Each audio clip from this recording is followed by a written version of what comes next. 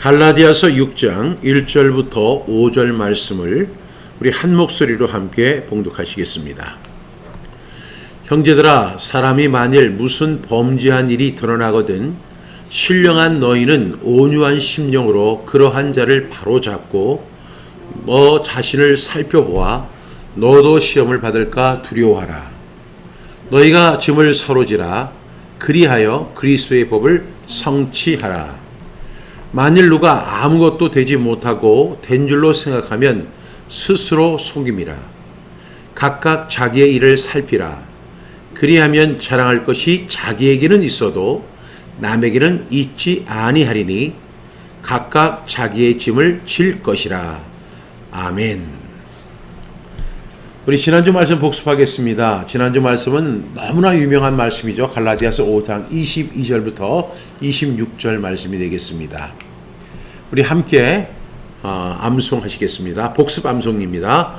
갈라디아서 5장 22절부터 26절 말씀. 오직 성령의 열매는 사랑과 희락과 화평과 오래 참음과 자비와 양성과 충성과 온유와 절제니 이 같은 것을 금지할 법이 없느니라. 그 다음에 이제 여기는 나오지 않았지만 24절 25절에 보면 그리스도 예수의 사람들은 육체와 함께 그 정욕과 탐심을 십자가에 못 박았느니라. 만일 우리가 성령으로 살면 또한 성령으로 행할지니 헛된 영광을 구하여 서로 노엽게 하거나 서로 투기하지 말지니라. 갈라디아서 5장 22절부터 26절 말씀. 아멘, 아멘. 여러분들이 다 암송하신 줄로 믿고 24절부터 26절은 이제 올리지 않았습니다. 여러분 다 암송하시죠? 네. 기도하겠습니다. 참으로 좋으신 하나님 아버지, 하나님의 은혜와 사랑에 감사를 드립니다. 하나님이 우리에게 주시는 은혜는 너무너무 많은데 그 중에 우리에게 하나님의 선물인 말씀을 주심에 진심으로 감사를 드립니다. 그 말씀을 우리가 읽게 하시고 암송하게 하시고 듣게 하시고 또 그 말씀을 나눌 수 있는 은혜의 시간 허락해 주심에 진심으로 감사드립니다. 오늘도 우리가 갈라디아서 말씀 강의를 통해서 하나님의 음성을 듣길 원합니다. 하나님이 우리에게 말씀하시고자 하는 하나님의 의도를 깨닫기 원합니다. 그리고 그 말씀 가운데 우리가 행하며 살아갈 수 있도록 도와주시고 우리의 삶의 기준이, 우리의 행동의 기준이 하나님의 말씀이 될 수 있도록 인도하여 주시옵소서. 오늘도 우리에게 주시는 귀한 말씀을 우리가 믿음으로 받게 하시고 겸손한 마음으로 받을 수 있도록 성령님 도와주시고 악한 생각, 교만한 생각, 안다고 착각하는 그런 모든 잘못된 것들은 예수의 이름으로 버릴지어다.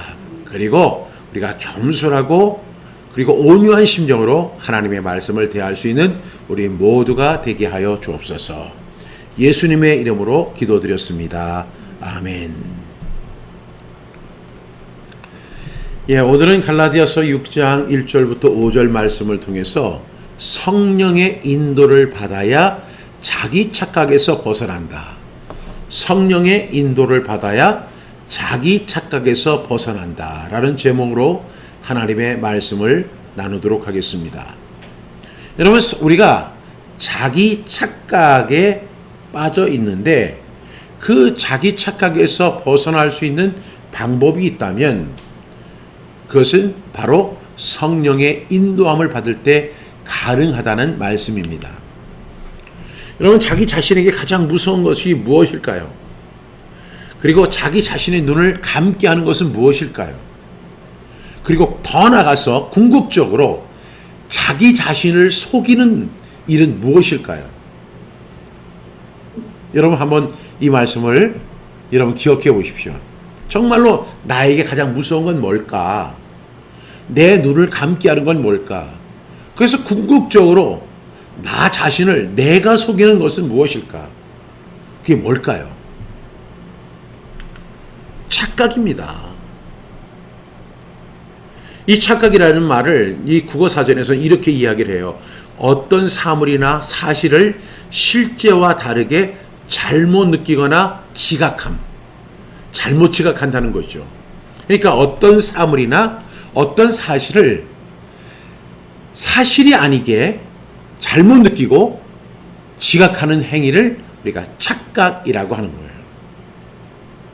여러분, 이 착각이라고 하는 것이 제가 오늘 앞서 설명한 것처럼 자기 자신에게 가장 무서운 일이고요.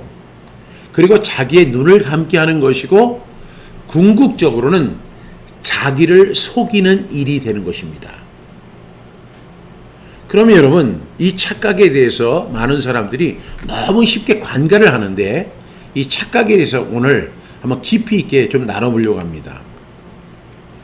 여러분, 근데 수많은 우리가 사물에 대한 착각도 있고 사실에 대한 착각도 있는데요. 사물에 대한 착각은 그냥 그 사물의 착각으로 끝나지만 사실에 대한 착각은요, 이거는 큰 문제를 야기시켜요. 그래서 이러한 착각은 굉장히 무서운데, 사물에 대한 착각, 사실에 대한 착각도 무서운데 그보다 더 무서운 착각은 뭐냐면 자기 자신에 대한 착각이 제일 무서운 거예요. 그래서 오늘 그 착각을 함께 나누려고 하는데, 우리가 신앙생활을 할 때도요, 자기 착각에 빠지는 사람들에게 나타나는 현상이 있어요. 그게 뭐냐면 그 사람은 신앙 성장이 안 돼요.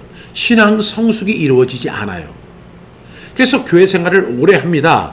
뭐 집사가 되고 권사가 되고 장로가 돼도요, 사람들이 표면적으로 볼 때는 저 사람은 참 신실한 사람이야, 저 사람은 권사님이야, 저 사람은 집사님이야, 이렇게 표현할 수는 있어도 그 사람은요, 그 사람의 속을 이렇게 헤아려 보면 그 사람은 장로의 신앙이 아니에요. 권사의 신앙이 아니에요. 집사의 신앙이 아니에요. 무슨 신앙이냐? 어린 아이의 신앙이에요. 어린 아이의 신앙에 머물러서 더 이상 성장하지 못해요. 왜 성장하지 못하느냐? 자기 자신에 대한 자기 착각에 빠져 있기 때문에 성장하지 못하는 거예요. 굉장히 안타까운 일이죠. 그래서 히브리서 5장 12절은 이렇게 이야기합니다. 같이 읽어보겠습니다. 시작. 때가 오래되었으므로 너희가 마땅히 선생이 되었을 터인데 너희가 다시 하나님의 말씀의 초보에 대하여 누구에게서 가르침을 받아야 할 처지이니 단단한 음식은 못 먹고 젖이나 먹어야 할 자가 되었도다. 여러분 생각해 보세요. 때가 오래되었다. 신앙생활을 오래 했어요. 그러면 마땅히 선생이 돼서 신앙의 초보자들을 이끌어주고 세워주고 일을 하고 그 다음에 이런 일을 해야 되는데, 이 사람은 하나님의 말씀의 초보에 대해서 아직도 누구에게 가르침을 받아야 할 처지에 불과한 거예요. 음식으로 치면 단단한 음식은 못 먹고 고기도 못 먹어요. 뭘 먹어야 되냐? 죽도 못 먹어. 이 사람은 뭘 먹어야 되냐? 엄마 젖이나 먹어야 할 사람이라는 거예요. 참 표현이 너무 야박하죠?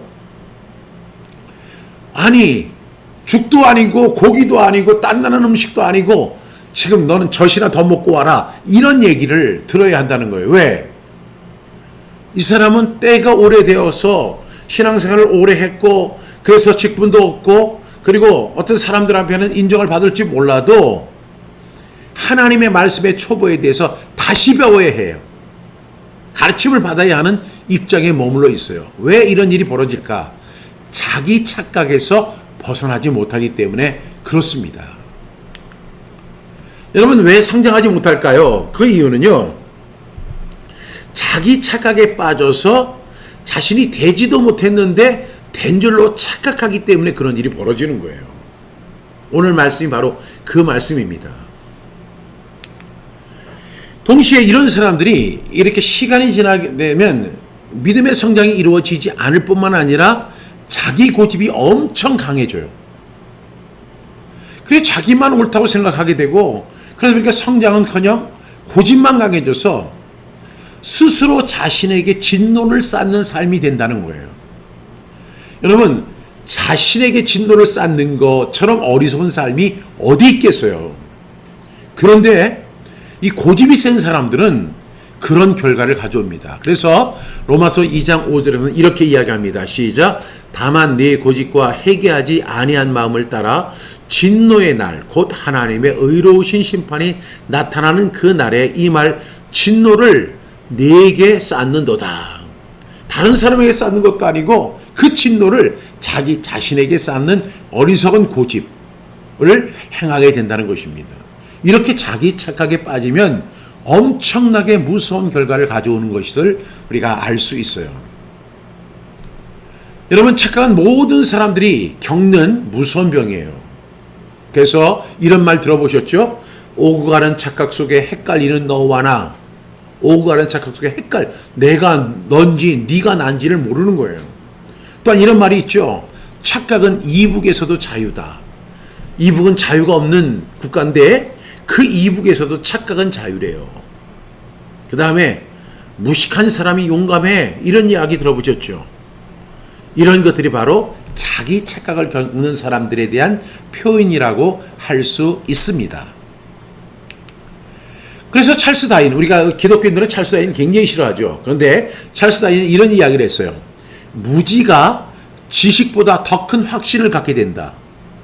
여러분, 이거 정말로 실생활에서 많이 표현되는 모습이에요. 무지가 지식보다 더 큰 확신을 갖게 되는데요. 또 공자가 이런 말을 했죠. 아는 것은 안다 하고 모르는 것을 모른다 하는 것이 진짜 아는 것이다. 내가 아는 것은 안다. 그리고 모르는 것은 모른다. 이렇게 딱 구별해서 이야기할 수 있는 사람이 진짜 아는 사람이다. 우리는 다 알 수는 없어요. 근데 내가 아는 것은 안다. 그리고 모르는 것은 모른다. 이렇게 이야기하는 것이 진짜 아는 것이다 라고 이야기를 했습니다. 소크라테스, 여러분 잘 아시죠? 네 자신을 알라. 그렇게 이야기했던 소크라테스는 이런 말을 했죠. 나는 다른 사람보다 뛰어나지 않다. 하지만 내가 다른 사람보다 나은 점은 최소한 내가 모른다는 것을 알고 있다는 것이다 라고 이야기했어요. 그러니까 내가 뭘 모른다 이것만 알고 있어도 그 사실이 다른 사람보다 뛰어난 점이 될 수 있다는 사실을 이야기한 것이죠. 이렇게 우리가 무지, 착각 속에 그리고 그 혼동 속에 살아가는 우리의 모습을 볼 수밖에 없습니다. 그런데 이 문제는 대부분의 사람들이 자기 착각에 빠져 있다는 거예요. 저도 자기 착각에 빠져 있고 오늘 이 오프라인 이렇게 설교를 듣고 계시는 분들도 한 사람 한 사람들이 다 자기 착각에 빠져 있어요. 또 오늘 이렇게 온라인으로 함께 하시는 분들도 지금 현재 자기 착각에 빠져 있어요. 아니 나는 안 그래. 내가 보는 것은 옳고 내가 느끼는 것은 정확하고 내가 생각하는 것은 옳아. 그게 바로 착각이에요. 그런 것을 가리켜서 심리학에서는 특히 인지심리학에서는 이런 걸 가리켜서 인지적 오류다 이렇게 이야기해요. 인지적 오류라는 말을 다른 말로 쉽게 이야기하면 사람들이 흔히 겪는 착각이다 이렇게 정의하는 거예요. 오늘 본문은 그런 사람을 가리켜서 뭐라고 이야기하냐면 오늘 6장 2절에 3절이죠. 만일 누가 아무것도 되지 못하고 된 줄로 생각하면 스스로 속임이라 이렇게 이야기하죠. 아무것도 되지 못하고 된 줄로 생각한다. 아무것도 되지 않았어요. 그런데 된 줄로 생각하는 거예요. 착각이죠. 누구를 속이는 거예요? 자기 자신을 속이는 행위입니다. 이러한 모습들이 저에게도 있고 여러분들에게도 있다는 거예요. 그런데 100%의 거의 100%의 자기 착각에 가진 사람들의 특징이 있는데 크게 두 종이 있는데 하나는 이단 종교에 빠진 사람들이 그렇고요. 또 하나는 이 갈라디아서가 내내 설명하는 내용이죠. 율법적인 신앙, 행위 구원을 주장하는 사람들이 거의 100% 자기 착각에 빠져 있어요. 여러분 많은 사람들이 그 행위 구원 우리가 이 사도 바울이 계속 강조하던 그 행위 구원 잘못됐다고 하는 그 변질된 복음 있잖아요. 그것을 행하는 사람들 나는 할례를 받았어. 그러니까 나는 하나님 앞에서 정결한 것이야. 이렇게 자기 착각을 한다는 거예요. 그러니까 이단에 빠지는 사람들이나 또한 율법적인 신앙 행위 구원에 집중하는 사람들은 거의 100% 자기 착각에 빠져 있다는 사실을 알아야 된다는 사실을 사도 바울이 이야기하고 있습니다. 그 행위 구원에 주장하는 사람들이 100% 자기 착각에 빠지는 이유가 뭐예요? 그 사람들은 하나님의 기준과는 전혀 상관이 없어요. 하나님이 뭐라고 말씀하시니 전혀 생각 안 해요. 제가 그런 사람을 많이 봤거든요. 저는 목회자니까 벌써 제가 목사 안수를 받은 지가 근 35년이 됐으니까 목회를 제가 그동안 해왔잖아요. 그러면서 수많은 사람을 만나봤는데 사람들이 참 희한한 것은 하나님을 믿는다, 예수님을 믿는다, 성령님을 믿는다, 성경을 믿는다 이렇게 이야기하는 사람들이 정작 하나님이 말씀하시는 것에는 관심이 없어요. 하나님의 진정한 뜻에는 관심이 없어요. 자기 상식, 자기 관점, 자기 판단 거기에 더 의존을 해요. 신앙생활도 똑같이 그렇게 하는 사람들이 엄청나게 많아요. 그러니까 하나님은 뭐라고 말씀하시든 간에 나는 내 길을 간다. 이런 크리스찬들이 엄청 많다니까요. 그러니까 행위구원을 주장하는 사람들의 특징들이 바로 여기서 나타나는데 그 사람들은 하나님이 뭐라고 말씀하시든 상관없이 자기 기준, 자기 생각, 자기 상식 그리고 자기가 믿어왔던 그 전통 이런 거에만 더 목을 매는 사람들이 엄청 많아요. 그러면서 그런 자기의 기준에 합격하는 것을 갖다가 의롭게 여기고 합당하게 여기는 경우가 많다고요. 이러한 일들이 참 정말 불행한 일이죠. 그래서 제가 결론적으로 말씀을 드리면요. 이 착각에서 벗어나는 방법은 뭐니 해도 두 가지 방법이 있는데 결론적으로 말씀드리면 첫 번째는 성령의 인도를 받는 방법이 절대적 방법이에요. 두 번째 방법은 이거는 더 획기적인 방법인데 메타인지와 예수님의 하브르타라는 책이 있어요. 그 책을 읽어보면 저와 여러분이 얼마나 큰 착각에 빠져 있는지를 알 수 있어요. 이 책인데 여러분 이 책 다 읽어보셨죠? 메타인지와 예수님의 하브르타. 여기서 그 메타인지 여러분 그 이 책을 읽어보면 내가 착각에 빠져 있다는 사실을 비로소 안다니까요. 어떤 착각에 빠져 있는지도 알아요. 야, 그 착각을 알아야만 그 착각에서 벗어날 수 있는 근거가 될 수 있죠. 여러분 그러니까 첫 번째는 성령의 인도함을 받아야 돼요. 또 하나는 뭐예요? 이 책 메타인지와 예수님의 하브르타를 이 책을 꼭 사서 읽어보세요. 이 책을 꼭 사서 읽어보시면서 여러분들이 뭘 느끼게 되느냐? 나는 어떤 착각에 빠져 있느냐 이 사실을 분명히 알아야 한다는 거예요. 이 책에서 얻을 교훈은 내가 얼마나 많은 착각에 빠져 있고 내가 겪는 착각은 뭔가 그리고 내가 생각하는 대부분이 나는 옳다고 생각하잖아요. 정당하다고 생각하잖아요. 그리고 상식적이라고 생각하잖아요. 아이고 그 착각이에요. 그리고 그 착각의 결과가 얼마나 무서운 것인가를 알 수 있어요. 더 나아가서 여러분들이 흔히 겪는 착각에서 벗어나면 엄청난 경제적 손실을 줄일 수가 있어요. 경제적 손실. 여러분들이 착각함으로 경제적 손실을 엄청나게 많이 잃게 돼요. 그래서 여러분들이 내가 어떤 착각을 하고 있는지 그 착각에서 벗어나기만 해도 경제적 그 손해를 줄일 수가 있어요. 와, 대단하잖아요?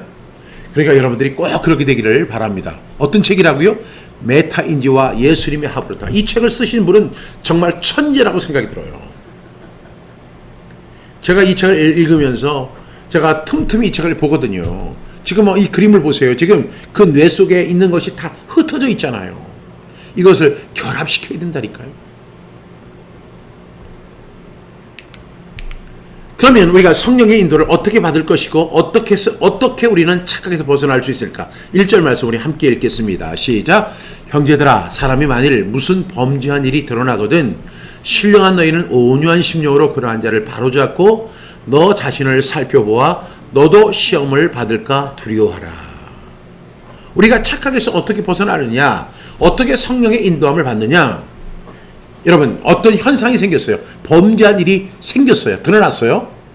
그러면 신령한 너희들은 그랬잖아요. 신령한 너희들은 우리가 어떤 영적으로 아주 높은 단계에 있다 이런 의미가 아니에요. 신령한 사람들이란 뭐냐면 성령의 인도함을 받는 사람을 신령한 사람들이라고 정의하는 거예요. 성령의 인도함을 받는 너희들은 어떻게 할까? 어떠한 사건이 벌어졌어. 어떠한 사건이 드러났어. 그러면 성령의 인도를 받는 너는 어떻게 할 것인가? 바로 온유한 심령을 가져라. 그리고 그러한 자들을 바로잡고 그 다음에 보니까 너 자신을 살펴보아서 너도 시험을 받을까 두려워하라. 이렇게 이야기합니다. 어떤 범죄 사건이 일어났어요. 범죄를 저지른 사람이 드러나게 됐어요. 그때 나는 어떻게 할 것인가? 대부분의 경우에 저도 그렇고 여러분도 그렇고 어떤 범죄 사건이 일어나면 그 범죄한 사람을 향해서 비난합니다. 공격합니다. 그리고 침을 뱉습니다. 야, 어떻게 사람이 저렇게 할 수 있어? 아니, 나 안 그런 사람인데, 안 그런 참 좋은 사람인 줄 알았더니 야, 이렇게 사람을 실망시킬 수 있어? 뭐 이렇게 하면서 그 사람을 비난하기에 급급한 것이 우리들의 모습인 거예요. 분명한 범죄 사실이 드러났기 때문에 우리는 공격하기 너무나 쉬워요. 그 사람을 지목해서 비난하고 공격하고 비판하고 정죄하고 이런 일들이 당연히 우리의 본능 속에서 막 부추기는 거예요. 아, 왜? 분명한 결과로 드러났으니까, 분명한 범죄가 드러났으니까. 그러니까 우리는 그 사람을 비난할 수 있어요. 공격할 수 있어요. 비판할 수 있어요. 그리고 그 정죄할 수 있어요. 근데 왜 그렇게 하느냐? 그렇게 하는 것은 나 자신은 안 그렇다라고 하는 착각 때문이라는 거예요. 나 자신은 그러한 지금 범죄를 저지른 적도 없고 그러한 범죄를 저지른 그런 사건들이 드러나지도 않았어요. 그렇기 때문에 누구도 나를 공격할 수 없고 비난할 수 없고 비판할 수 없고 정죄할 수 없어요. 그러니까 나는 깨끗해. 나는 의로워. 나는 정직해. 나는 대단해. 그리고 너는 죄인이야. 너는 나쁜 놈이야. 너 사람이 그럴 수 있어? 이렇게 하면서 그 사람에게 시선이 갈 수 있다는 거예요. 관심이 갈 수 있다는 거예요. 손가락질이 갈 수 있다는 거예요. 그렇게 하는 이유는 뭐냐면 자신은 안 그렇다라고 하는 착각에 빠져 있기 때문에 그렇다는 것입니다. 그런데 오늘 본문은 이렇게 이야기하죠.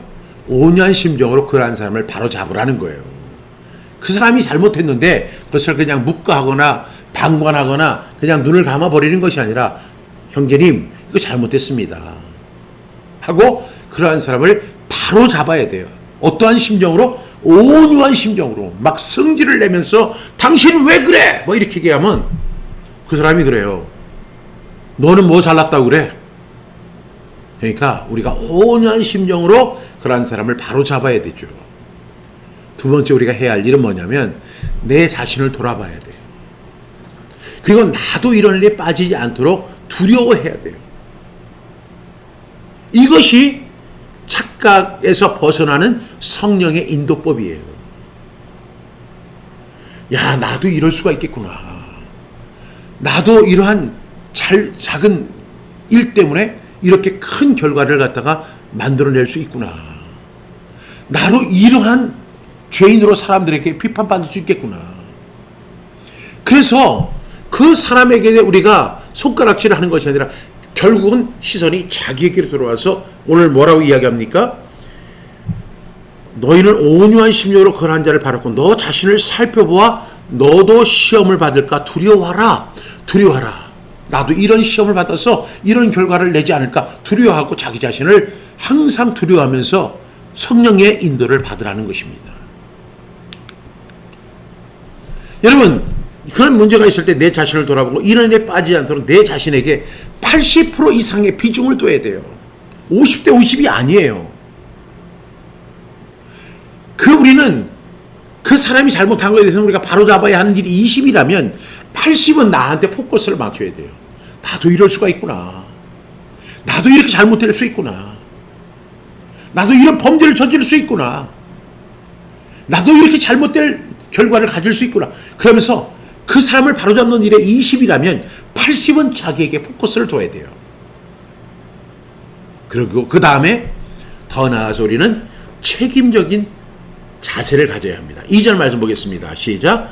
너희가 짐을 서로 지라. 그리하여 그리스도의 법을 성취하라. 너희가 짐을 서로 지라는 거예요. 그러한 결과가 나왔을 때 그 책임을 서로 지면서 그리스도의 법이 뭐예요? 그리스도의 법은 사랑이에요. 그 사랑으로 그 사람을 감싸주라는 거예요. 바로잡되 그 사람을 그리스도의 법으로 성취를 법인 사랑으로 그 사람을 인도하고 감싸주어야 됩니다. 서로의 짐을 진다는 것은 그 사람을 정죄하거나 비난하는 것이 아니라 그 사람의 허물을 감싸주는 행위를 말하는 거예요. 물론 이것은 범죄를 용납하라는 것이 아니에요.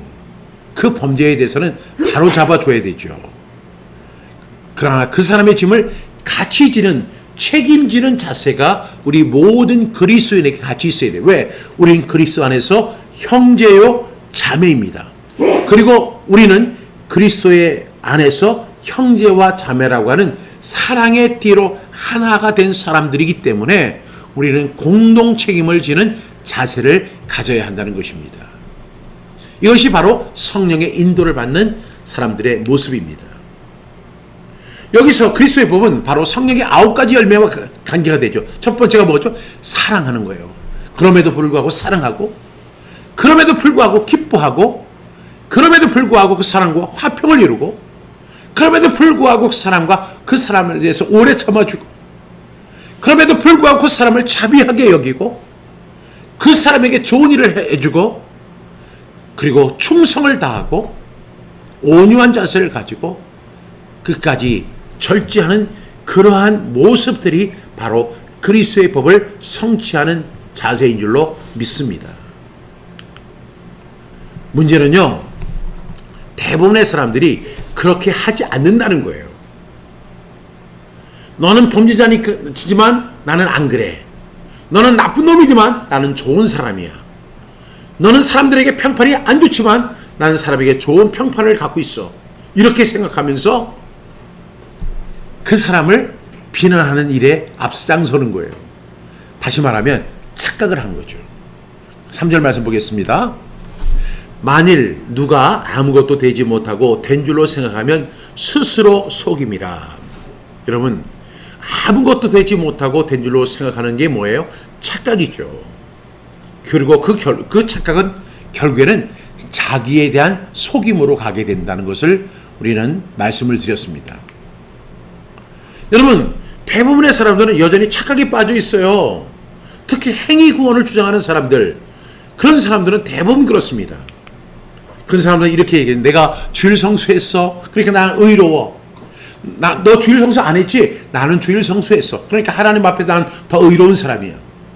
너는 금식기도 안 하지? 너는 먹는 일에만 넘치지? 나는 금식하는 사람이야. 너 하나님 앞에 온전한 11조 드려? 나는 온전한 11조 드리는 사람이니까 의로운 사람이야. 하면서 그렇게 행위를 주장하는 거예요. 그런데 예수님이 이거는 착각이다 이렇게 말씀하셨어요. 두 사람이 기도하러 갔는데 한 사람은 세리고 한 사람은 바리새인이에요. 그 바리새인이 꼭 그렇게 얘기하는 거예요. 난 주일 성수했어요. 나는 10의 1조를 드려요. 심지어는 최소의 11조도 드려요. 그리고 나는 1회에 2번씩 금식해요. 나는요 정말 하나님 앞에서 의롭게 살아가요. 특히 뭐니 해도 나는 저 세리와 같지 않음을 하나님 앞에 너무 감사하고 살아요. 한편 그 세리는 이렇게 기도합니다. 하나님, 저는 죄인입니다. 저는 하나님을 감히 우러러보지도 못합니다. 머리를 땅에 대고 죄인입니다 하고 가슴을 치는 거예요. 그런데 예수님이 뭐라고 말씀하시냐면 두 사람이 산세를 할 때 이 사람 바리새인보다 저 세리가 의롭다 함을 받고 산에서 내려갔다라고 이야기하십니다. 예수님 분명히 말씀하신 거예요. 그러니까 행위 구원을 주장하는 사람들은 늘 그래요. 너 왜 주일 성수 안 해? 나는 주일 성수했어. 너 11조 왜 안 해? 나는 11조 했어. 너는 왜 금식 안 해? 나는 금식했어. 이러한 자기 행위가 있는 거예요. 그 행위를 가지고 있는 사람들에게는 항상 그것이 자기 기준이 되고 자기 의가 되는 것입니다. 그래서 그런 사람들은 하나님 앞에 의롭다함을 받지 못하는 거예요.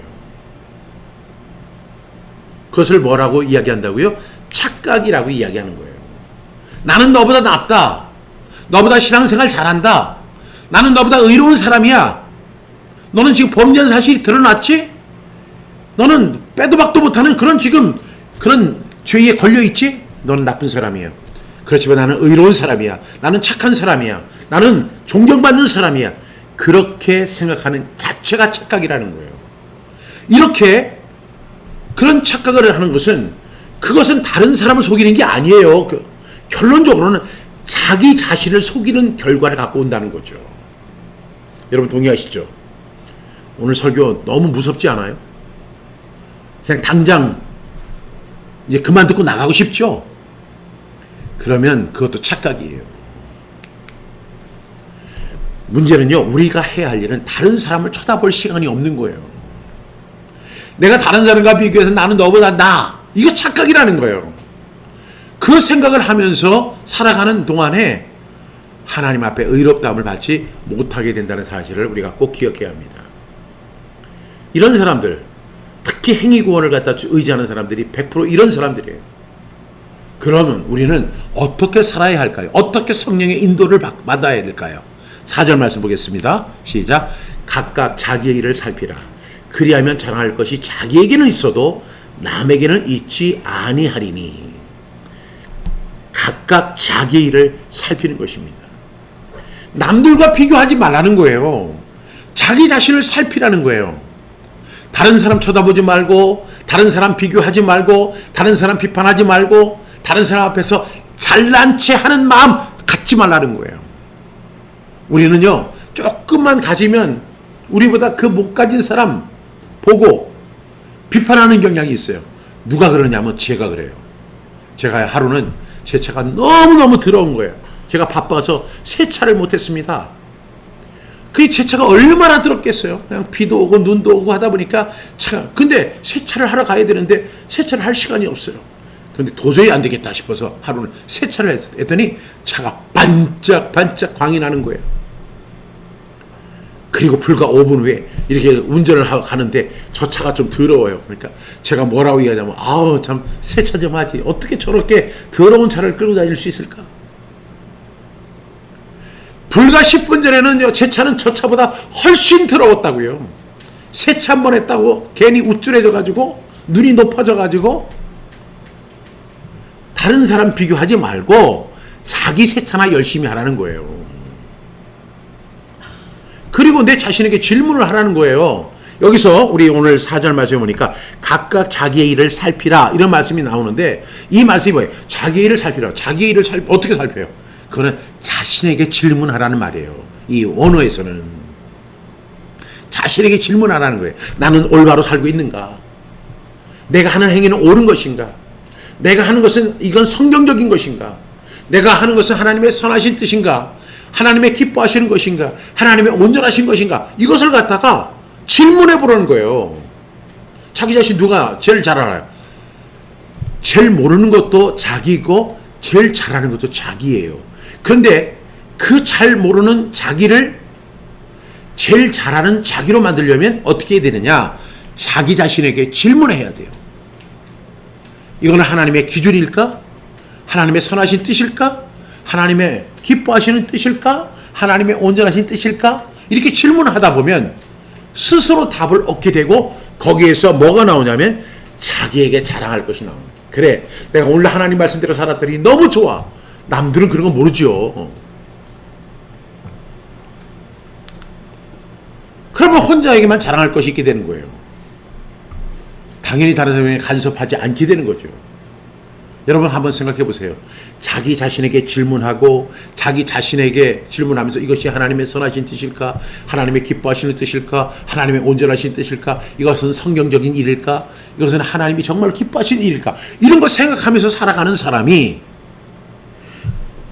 그렇게 살아가는데 지금 다른 사람을 쳐다볼 여유가 어디 있어요? 다른 사람을 비판할 시간이 어디 있어요? 다른 사람을 정죄할 시간이 어디 있어요? 그래서 오늘 4절 말씀, 각각 자기의 일을 어떻게 해라? 살피라. 이 말이 뭐라고요? 자기 자신에게 질문하라. 그리하면 자랑할 것이 자기에게는 있어도 남에게는 있지 아니할 것이다. 이제 5절 말씀 보겠습니다. 시작. 각각 자기의 짐을 각각 자기의 짐을 질 것이라. 각각 자기의 짐을 질 것이라. 여러분, 자기의 짐을 지십시오. 자기의 일에 책임지는 삶을 살아가는 거예요. 남의 일에 대해서 간섭 이러쿵 저러쿵. 저도요, 다른 사람을 이렇게 이야기할 때 보면 속에서 뭐가 이렇게 생겨요. 막 쾌감이 생기는 것 같아요. 그게 뭐냐면 바로 죄성이에요. 죄성. 남을 비판하고 남을 정죄하고 남을 판단하고 할 때는 아이고 마치 내가 뭐라도 된 것처럼 착각하면서 그렇게 해요. 근데 그 죄성이 나의 그런 것들을 부추겨요. 우리는 다른 사람 간섭하고 다른 사람 바라보고 다른 사람 정죄하고 뭐 판단할 시간 없어요. 그 사람을 살피는 것에 시간을 쓸 여유가 전혀 없습니다. 왜냐하면 모든 문제가 일어나는 것은 그 사람의 문제이기 때문에, 내 문제이기 때문에. 그래서 각각 자기의 짐을 지어야 되는 거예요. 내가 문제이고 내가 잘못이고 내가 바보고 내가 어리석은 결과로 이런 것이 나온 거예요. 그런데 많은 사람들이 어떤 실패를 겪거나 어떤 어려움을 겪게 되면 이게 누구 때문이고 어떤 재수가 없다든지 어떤 것을 다 외부에서 자꾸만 그것을 얻어내려고 그래요. 여러분, 제가 사업을 하다 실패했어요. 그러면 사회적 경제적 상황이 어려워서 그런 실패도 할 수 있지만 가만히 보면 그 능동적인 변화 속에서 내가 대처하지 못한 내 책임이죠. 그런 가운데서 얼마든지 성공한 사람이 있고 얼마든지 돈 버는 사람이 있고 얼마든지 잘 되는 사람이 있거든요. 그러니까 결론은 뭐예요? 내가 문제고 내가 잘못이고 내가 바보고 내가 어리석은 거예요. 그러니까 나 하나 간주하기도 어려운데 다른 사람에 대해서 이러쿵 저러쿵 판단하고 정죄하고 비난하고 공격하고 그 사람을 갖다 평가하고 이거 해야 할 일이에요? 아니에요. 아니에요. 그래서 성령의 인도를 받는 사람은 자기 자신을 돌아보게 되는 것입니다. 다른 사람의 문제는 그 사람의 문제예요. 그 사람이 그것 때문에 대가를 치르는 것이고 그것 때문에 어려움을 겪는 것이지 나는 내 문제에 집중해야 하는 것입니다. 그래서 오늘 각각 자기의 짐을 질 것이라. 내 짐을 누가 대신 져줄 사람이 아무도 없어요. 우리 아버지가, 우리 어머니가, 내 동생이, 내 누나가? 아니요. 누가 내 짐을 져주겠어요. 내 짐은 내가 져야 돼요. 그 사실을 인식하는 것이 성령의 인도함을 받는 사람들의 모습입니다. 그런데 많은 사람들이, 저를 비롯한 많은 사람들이 자기 자신 안 돌아보고 다른 사람을 돌아보는 그런 바보 같은 짓을 하고 있어요. 우리의 모습이 다 그렇잖아요. 여러분, 성령의 인도를 받으십시오. 그래서 여러분들이 꼭 어떻게 하냐면 자기 착각에서 벗어나셔야 돼요. 성령은 우리에게 맑은 지혜를 주세요. 그래서 그 맑은 지혜를 가지고 우리는 자기 착각에서 벗어나서 하나님이 기뻐하시는 그 아름다운 걸음을 걸어갈 수 있을 줄로 믿습니다. 이렇게 우리가 해야 할 일은 자기 일에 책임지는 그런 모습입니다. 이것이 바로 성령의 인도를 받는 사람들의 모습이에요. 성경은 이렇게 이야기하죠. 신령한 너희는, 바로 성령의 인도함을 받는 너희는, 이렇게 정의할 수 있는 것입니다. 이제 결론 내립니다. 여러분, 오늘 결론은 뭐예요? 우리는 모두 착각의 존재예요. 착각은 이북에서도 자유고 오고 가는 착각 속에 헷갈리는 너와 나가 막 발생해요. 그런데 우리가 착각에서 벗어날 수 있는 두 가지 방법이 있다고 했죠. 첫 번째는 절대적인 방법인데 성령의 인도함을 받는 것이다. 성령의 인도함을 받는 것이다. 둘째는 내가 어떤 착각에 빠져 있는지를 아는 것이다. 그런데 그 어느 착각에 빠져 있는지, 자기가 어떤 착각에 빠져 있는지를 많은 사람들이 모르고 있잖아요. 근데 그 착각을, 내가 빠져 있는 착각을 아는 방법이 뭐라고요?